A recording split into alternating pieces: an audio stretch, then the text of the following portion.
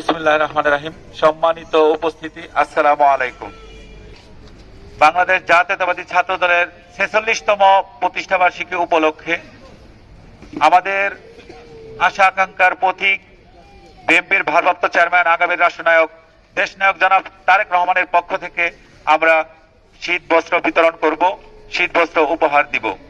প্রথমে আমি স্মরণ করছি বহুদলীয় গণতন্ত্রের প্রবক্তা, আধুনিক বাংলাদেশের স্থপতি, আমাদের মহান নেতা, মহান স্বাধীনতার ঘোষক শহীদ রাষ্ট্রপতি জিয়াউর রহমানকে, যিনি ১৯৭৯ সালের ১ জানুয়ারি বাংলাদেশ জাতীয়তাবাদী ছাত্র দল প্রতিষ্ঠা করেছিলেন।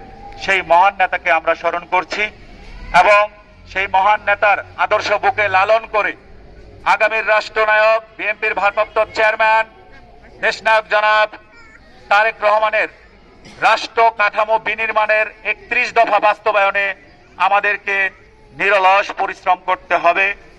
মাঠ পর্যায়ে তৃণমূলের জনগণের সাথে সম্পৃক্ত থেকে জনগণকে পাশে নিয়ে আমাদেরকে এই ৩১ দফা বাস্তবায়ন করতে হবে।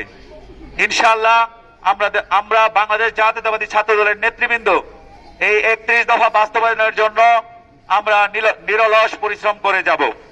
সম্মানিত উপস্থিতি, বিএনপি জনগণের দল। বিএনপি অতীতেও জনগণের পাশে ছিল, বর্তমানেও আছে এবং ভবিষ্যতেও যে কোনো সংকট দুর্যোগ মোকাবেলায় বিএনপি জনগণের পাশে থাকবে। ধন্যবাদ সকলকে।